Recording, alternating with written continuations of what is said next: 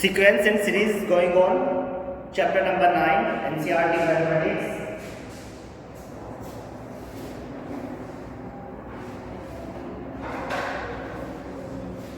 Class 11.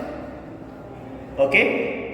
So, exercise number 9.1 already we have done. Now, we will do exercise 9.2 और उससे पहले मैं बताऊंगा आपको arithmetic progression. What is arithmetic progression? AP क्या होती है? AP in which common difference is same. AP क्या होती है? प्रोग्रेशन होती है जिसमें कॉमन डिफरेंस सेम होता है. जैसे 5, 7, 9, 11 लाइक दिस. इसमें यहाँ से केवल आपका डिफरेंस 2 और डिफरेंस 2. तो ऐसे ही अगर डिफरेंस सेम है किसी प्रोग्रेशन में या किसी सीक्वेंस में डिफरेंस सेम है तो वो क्या होता है? एक एपी होती है, अर्थमेटिक प्रोग्रेशन होती है. Okay.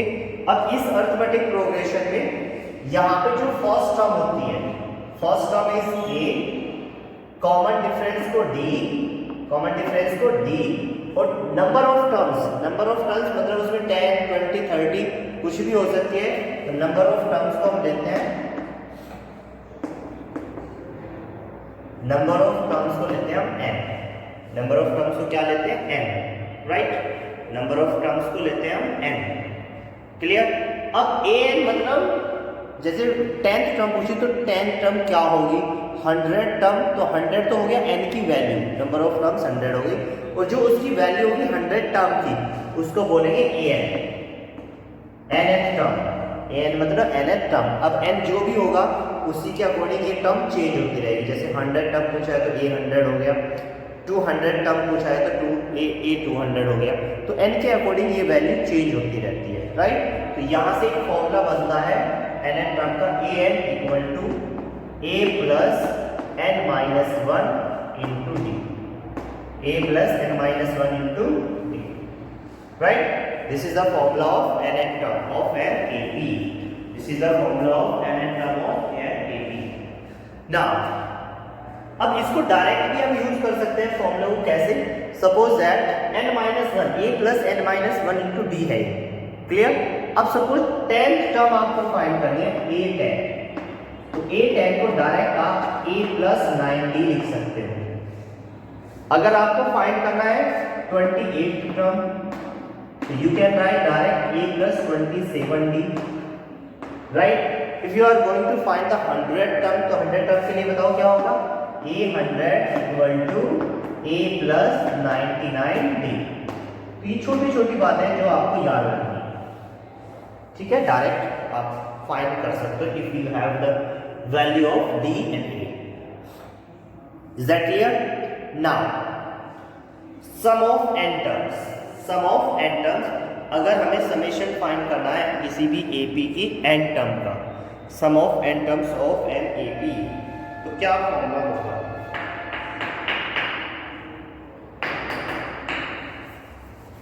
Some of n terms of an AP.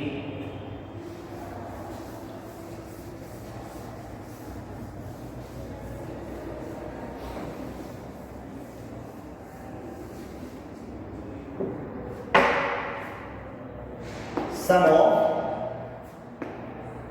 n terms, first n terms, sum of first n terms of an AP या AP ये से आप फिर consider. sum of first n terms of an AP उसको denotate करते हैं हम SN से. टर्म को हम an से डिनोटेट करते हैं और समेशन को हम किससे करते हैं? Sn से. तो Sn का फॉर्मूला होगा if you have first term a, common difference d, number of terms n. तो Sn will be Sn equal to n upon 2a plus n minus 1 into d. Right. Sn equal to n upon 2a plus n minus 1 into d. Sn equal to n upon 2 2a plus n minus 1 into D. अब suppose that आपके पास last term है an है आपके पास, तो आप लिख सकते हो Sn equal to n upon 2, because इसको लिख सकते हो a प्लस 2a को a प्लस a लिख सकते हो plus n minus 1 into d. Yes you know. So अभी एक फॉर्मूला बताया था मैंने Sn equal to n upon 2, यहाँ पे a और ये क्या है, this is the value of an, this is the value of an। ये फॉर्मूला इस तरह से भी लिख सकते हैं, if you have last term, मतलब if you have nth term an है आपके पास, तो आप इस फॉर्मूले को Sn equal to n upon 2 a plus an use कर सकते हो। Is that clear? No problem. ये फॉर्मूले नोट कर लीजिए, then we will do the exercise number 9.2।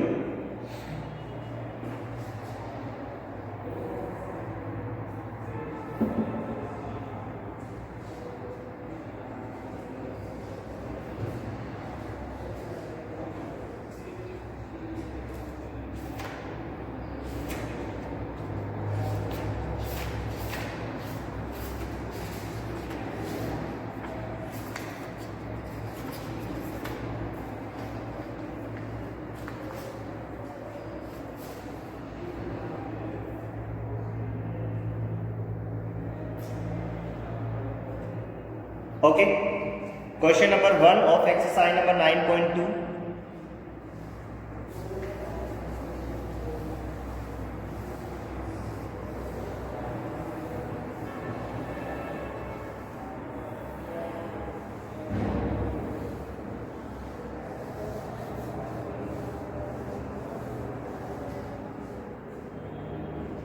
Question number 1 of exercise number 9.2.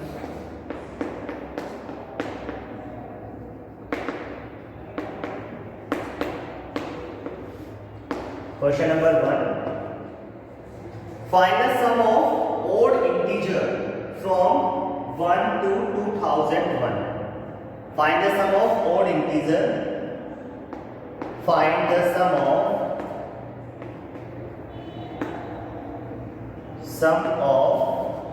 odd integers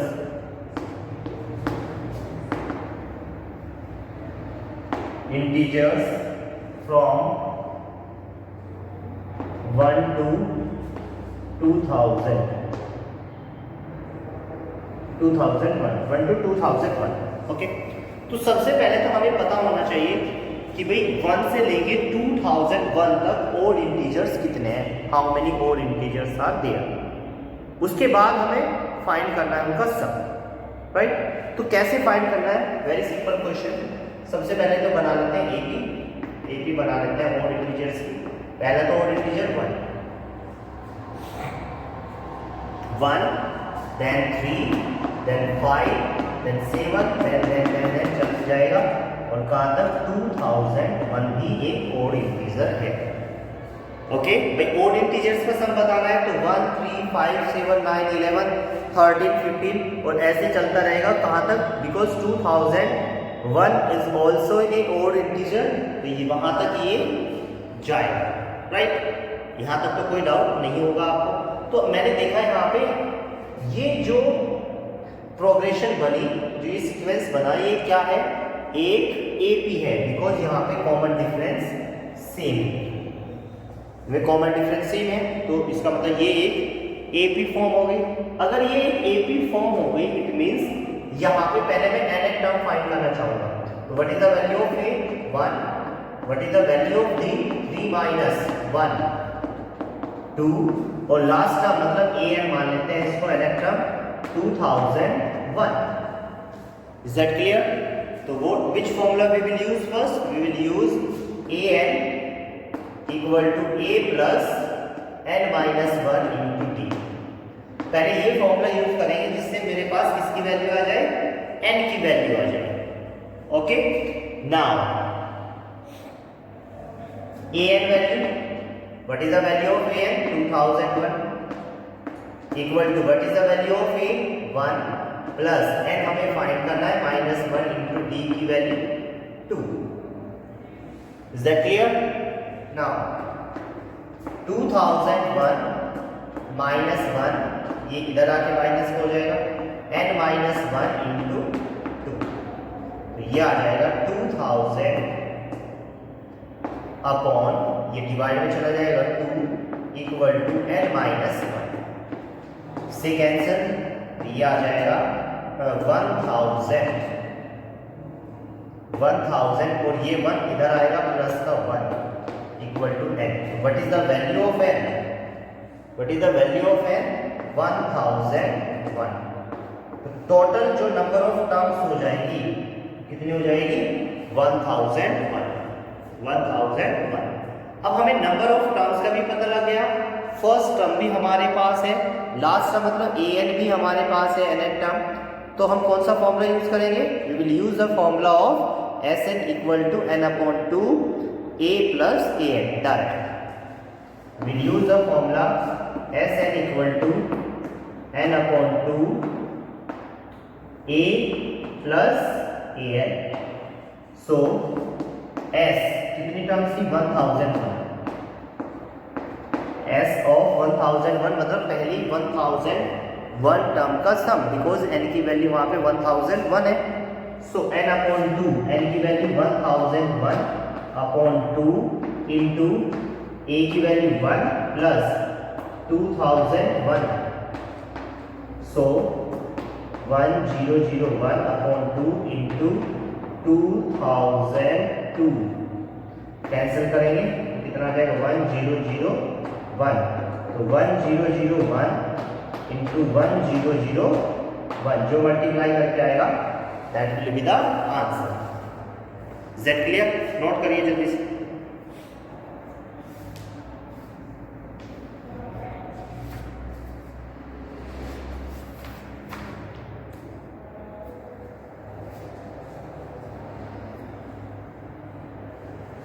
जो मल्टीप्लाई करके आएगा वही आंसर हो जाएगा इसका। Z clear?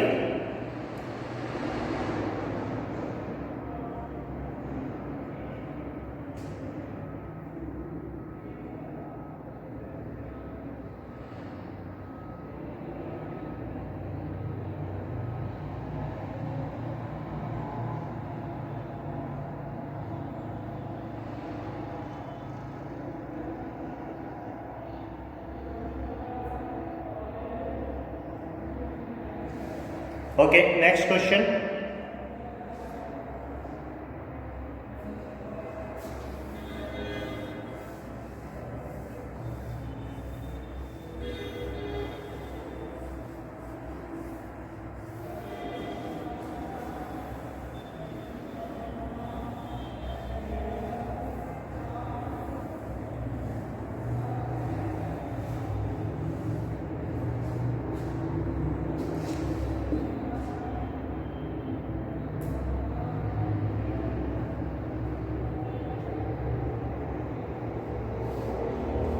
Question number 2.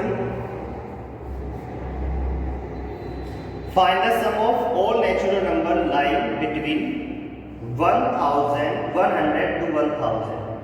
Find the sum of all natural number lying between. Question number 2. Sum of lying between 1000 and 1000. Okay.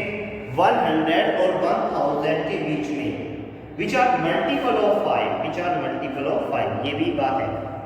हमें उन natural number का सम करना है जो 100 से 1000 के बीच में है और क्या होना जरूरी है? 5 का मल्टीपल होना जरूरी है। तो सबसे पहले AP बनाते हैं। We will make AP. So 105 is the first term which is lying between 100 to 1000 and it is also divided by 5. Then 110, then 115 और जो लास्ट टर्म बनेगी वो लास्ट टर्म कौन सी बनेगी? क्योंकि 1000 also divided by 5 but we lying between 100 to 1000 के 100 और 1000 के बीच में होनी चाहिए, तो definitely it will be 995. Definitely it will be 995. Is that clear? So first of all we will find the value of n, जैसे पिछले वाले क्वेश्चन में किया था, और उसके बाद हम Sn फाइंड करने वाले हैं। So n, how we can find the value of n? Same formula, here a is equal to 105 and what is the value of d? 110 minus 105, then it is 5, or an equal to 995. an equal to 995. Is that clear? Simple. So an equal to a plus n minus 1 into d. an equal to a plus n minus 1 into d. So what is the value of an? 995 equal to 105 plus n minus 1 into d value is 5. 995 minus 105 equal to n minus 1 into 5. इधर minus में चला जाएगा, तो what is 0? 9 minus 0, 8. Clear? Without इसमें से subtract होगा तो 5 minus 5 0, 9 minus 0 9, 9 minus 1 8, और ये डिवाइड में आ जाएगा, divide by 5 equal to n minus 1. Divide करते हैं 5 से, 5 1 जा 5, 3 5 से 1 जा 35, 5 से 1 जा 35, 5 8 जा 40, और -1 तो प्लस का 1 आ जाएगा, तो n की वैल्यू हो जाएगी 179. What is the value of n? 179. n की वैल्यू 179. एक बार फिर से देख लीजिए, 5 1 जा 5, 3 बचेगा यहाँ पे, 39 हुआ, 5 7 जा 35, 4 बचेगा, 5 8 जा 40 plus 1, 179 is the value of n. Okay, now we have the value of n, so we will use formula because last term is 995, then Sn equal to n upon 2 a plus an. Okay, so S179 equal to S179 because n value is 179. So n upon 2, what is the value of n? 179 upon 2. A value is 105 plus n value is 995. So 179 upon 2 into, add करिए, 5 5 10, 9 0, और 9 and 1 10 and 1 11. फिर से 5 5 10 0 9 0 1 10, 9 and 1 10 and 11. 2 से cancel करिए, तो it will be 2 5 जा 10, 2 5 जा 10 0. So 179 into 5 5 0. Multiply करिए, जो आंसर आएगा that will be the answer of this question. करिए मल्टीप्लाई जल्दी से.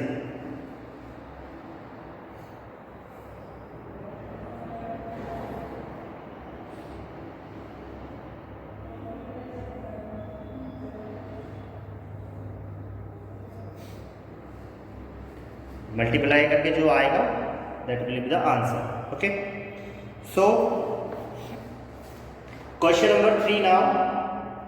Question number 3, in an AP the first term is 2, means a is equal to 2, and the sum of the first 5 terms, sum of first 5 term means S5 is 1/4 of the next 5 term, 1/4 of the next 5 terms, show that the 20th term is minus 112. तो आपको prove करना है कि इसकी 20th term minus 112. तो this question you will try yourself. If you have problem, so you can ask me. Okay, thank you very much. इनको note कर लेना अच्छे से, यहाँ तक ये क्वेश्चन कर लेना, फिर next question we will start from tomorrow. Okay, thank you.